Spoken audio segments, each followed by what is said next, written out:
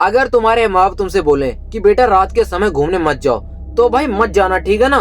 क्योंकि भाई आज मैं एक ऐसी कहानी लेके आया हूँ आपके लिए, तुम भाई अपने माँ बाप की हर बात मानने लग जाओगे। और हो सकता है भाई इस कहानी को सुनने के बाद तुम्हें कोई सीख मिले। भाई सीखने को मिलेगा, क्योंकि ये कहानी कुछ ऐसी है। बाकी भाई ज्यादा देर नहीं करूंगा, मैं ज्यादा टाइम नहीं बर्बाद करता, तो आज की ये कहानी शुरू करते हैं। तो हाय, मेरा नाम अंकित और आप देख रहे हो अंकित सागर यूट्यूब चैनल। तो ये जो कहानी है करण ने मेरे साथ शेयर की है।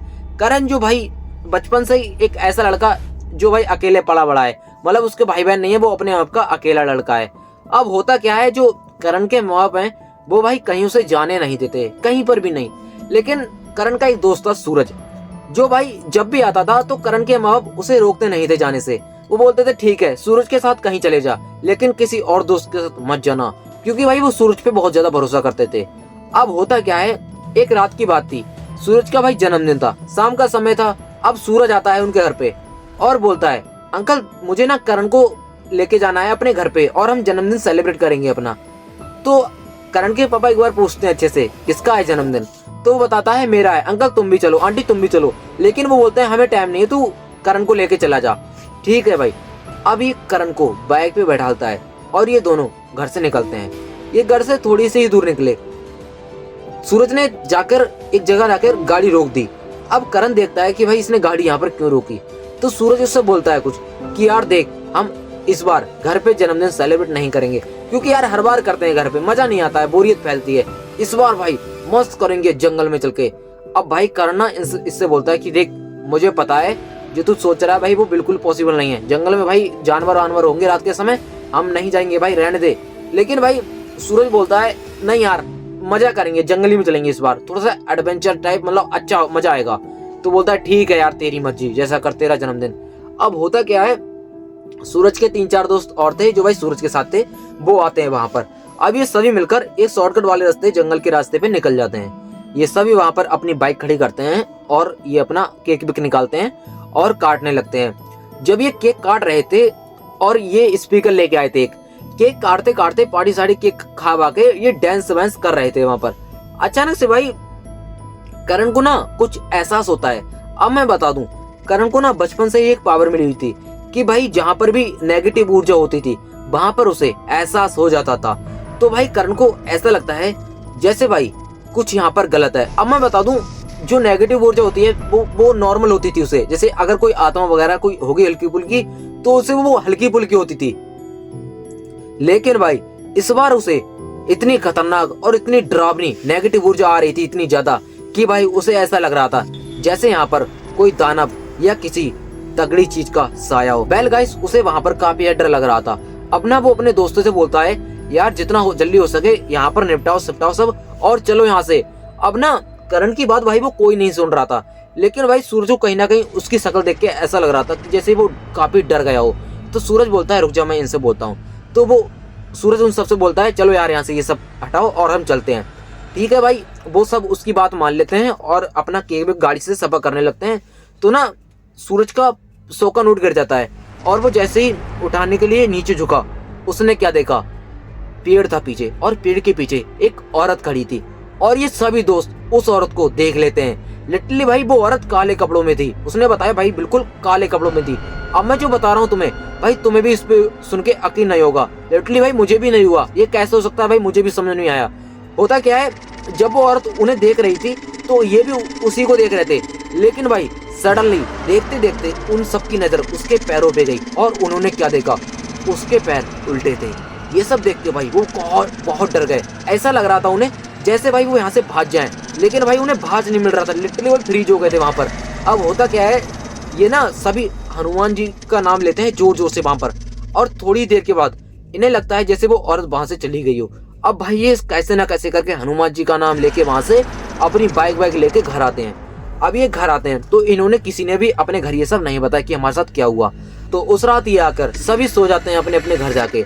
लेकिन भाई होता क्या है, ये जो करण था उसे ना अब नींद नहीं आती थी रात रात में। एक रात की बात थी, करण सो रहा था अपने बेड पे, अचानक से उसे ऐसा लगता है जैसे कोई उसे देख रहा है। उसने सोचा भाई कौन ही देख रहा होगा इतनी रात में, तो उसने अपना चादर यूं की, काय 3 बार हिला चुको हरामी। तो उसने अपना चादर यूं किया और जब उसने देखा तो भाई उसकी रूह कांप जाती है। लिटरली भाई एक बिल्ली उसके बेड पे बैठी हुई थी और उसे घूर घूर के देख रही थी।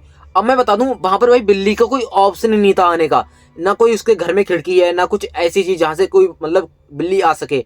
अब भाई वो इन चीजों पे ध्यान नहीं देता, क्यों? क्योंकि भाई उसे लग रहा था बिल्ली पहले से कमरे में बंद होगी और वही वो बेड पे चढ़ गई।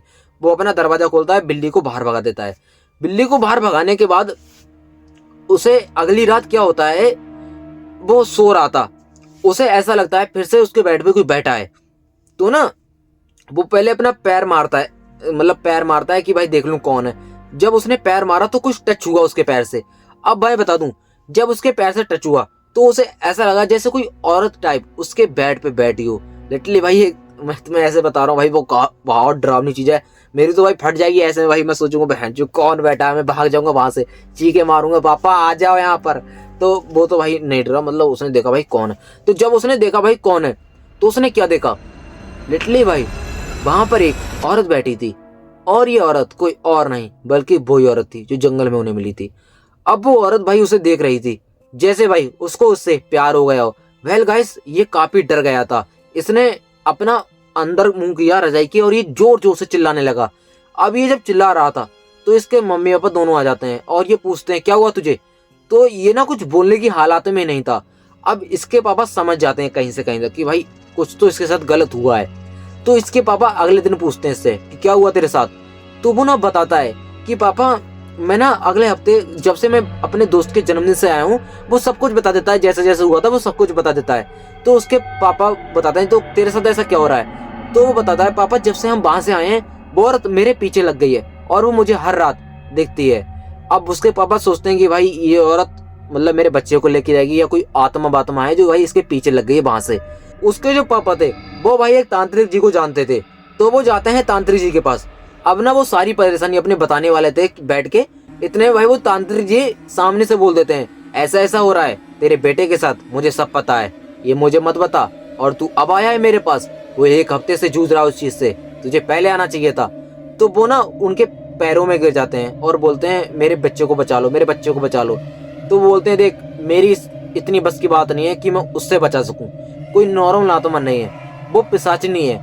और कहते हैं कि पिशाचनी जो कह दे वो करके मानती है। अगर वो कह दे कि भाई मैं इसको लेके जाऊंगी तो भाई वो लेके जाती है। तो वो तांत्रिक जी बोलते हैं इसमें मैं कुछ नहीं कर सकता, मेरे गुरुजी हैं जो आएंगे वही तुम्हारा कुछ कर पाएंगे। तो भाई वो उन्हें बताते हैं अपने गुरुजी के बारे में। तो लेकिन भाई ये चीज थी कि ये गुरुजी के पास नहीं जा सकते थे। अगर गुरुजी यहाँ पर आएंगे और जब उनका मन करेगा इनसे मिलने का और जब ये यहाँ पर आके इनसे बात करेंगे तभी गुरुजी इनके साथ जा सकते हैं, या तो ये अपने पास बुला सकते हैं गुरुजी उस लड़के को। अब होता क्या है, गुरुजी 1 हफ्ते बाद आते हैं वहां पर।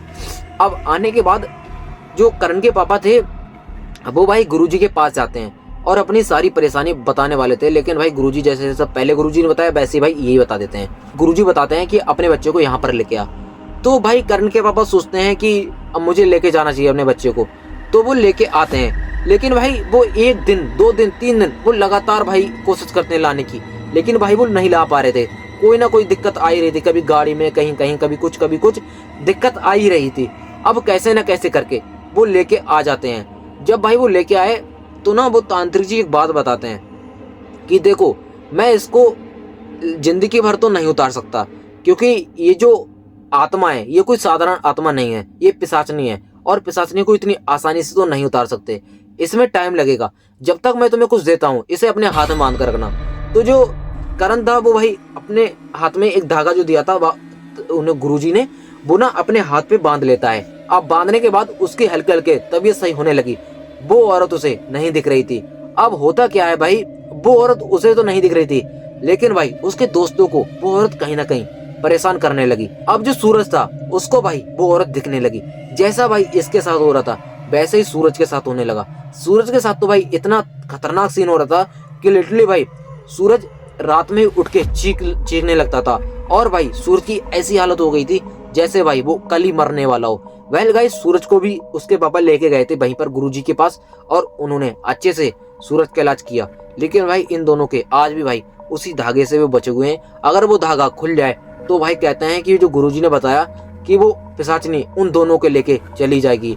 और भाई ये सब चीजें तो यहीं पर एंड तो नहीं होती, लेकिन भाई कहते हैं कि अगर हम अपने दोस्त या किसी यार दोस्त की बात मान के चले जाते हैं, लेकिन कभी कभी हमें भाई अपनी जान देके भुगतान करना पड़ता है उस चीज का। वेल गाइस, इन किसी की जान तो नहीं गई, लेकिन हाँ, अगर ये धागा अगर कभी खुल गया तो हो सकता है कुछ अनहोनी हो जाए।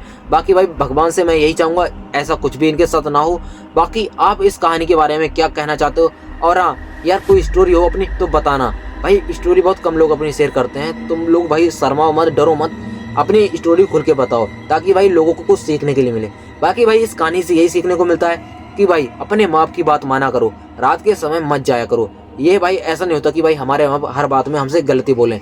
भाई अक्सर माँ बाप गलत ठहरते हैं और अक्सर माँ बाप सही ठहरते हैं और हम गलत ठहरते हैं। क्यों? क्योंकि भाई हमें उतना दिमाग नहीं है, वो आगे तक की सोचते हैं और हम तुरंत तक की सोचते हैं, इस वजह से भाई हम गलत ठहरते हैं। बाकी भाई आप बताना आपको ये कहानी कैसे लगी, फिर मिलते हैं किसी और नई स्टोरी में। Good night, take care, bye bye.